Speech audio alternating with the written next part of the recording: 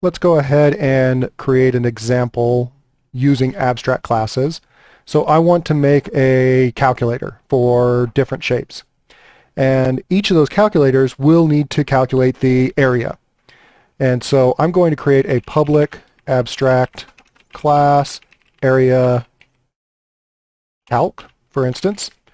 And then in here, all I'm going to have is public abstract, and I'm just going to use ints for now, area.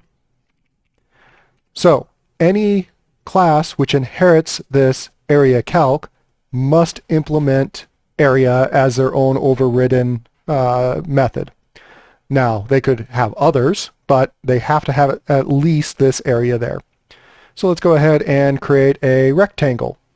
Now, we can go ahead and say public class rectangle area calc. And now this requires, and if we hover over it, abstract inherited method is not implemented. So we have to implement this method there. So I'm going to copy and paste that there. And instead of being abstract, we do override. And now we actually define what we want this to be. So this dot, let's see, I don't actually have anything in here. So we can go ahead and create private rectangle area. This will be an int.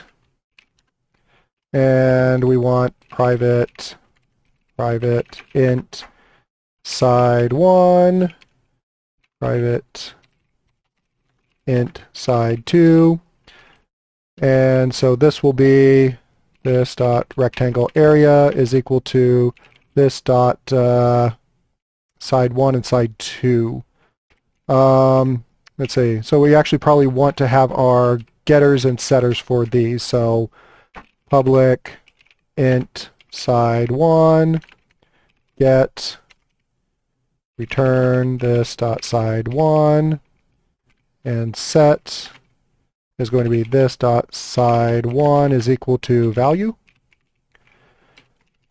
And we're going to do the same for side 2.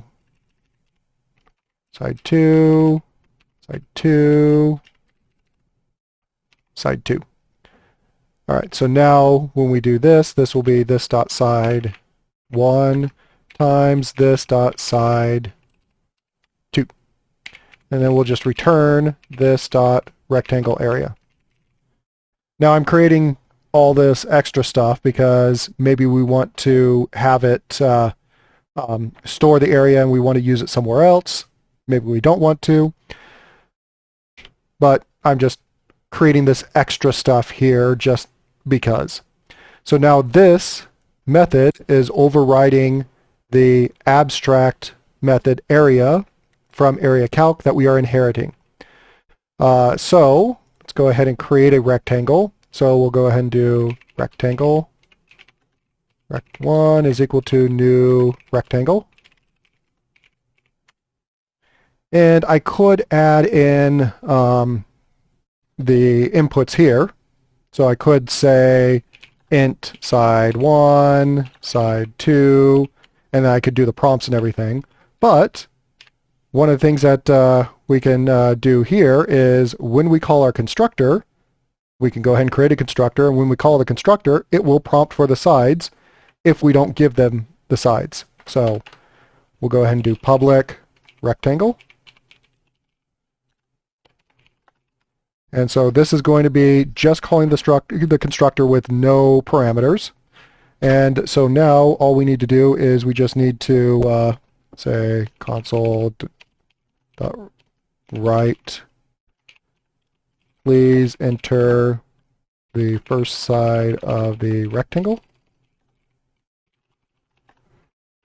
And I'm not going to worry about validation or anything right now, but this side 1 is equal to int.parse console.readLine.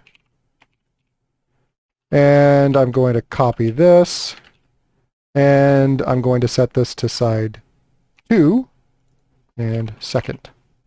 So again, I'm not doing any sort of validation. I'm just assuming that the user is entering integers correctly, and they aren't trying to break the program. We'll go over validation and everything else next week, but or easier validation and error catching. But this is one way that we can initialize it. The other thing we can do is we can create another constructor, public rectangle int s1, int s2, and we can just say this dot side 1 is equal to s1, and this dot side 2 is equal to s2. And so then we could have another constructor which you can create it with two different values. So now when we run this, we can then say rectangle, well actually console right line, string interpolation, rectangle with sides dot side 1, and well I can just put a comma, rectangle 1 dot side 2 has an area of rectangle 1 dot area. And notice that I don't need to give it any parameters. I'm just calling that particular object, and that object is going to look up its own thing and get the rectangle area. Let's see. Oh, this is actually going to, is that going to work? Rectangle area, yeah, that's going to work. I could create another a capital R rectangle area, and I can say this is going to be public int rectangle area, and get is return this dot rectangle area, and set is this dot rectangle area is equal to value. So I'm just creating a property for rectangle area, so I'm setting it there. Now there is a reason I'm doing this I'll get to probably in the next video, but let's go ahead and run this. Enter the first side of the rectangle, 42, 15. The rectangle with sides 42, 15 has an area of 630. So I can go ahead and test this again with a smaller rectangle, 2 by 3. So 2 times 3 is 6. And so doing this, we are overriding the area, the abstract area.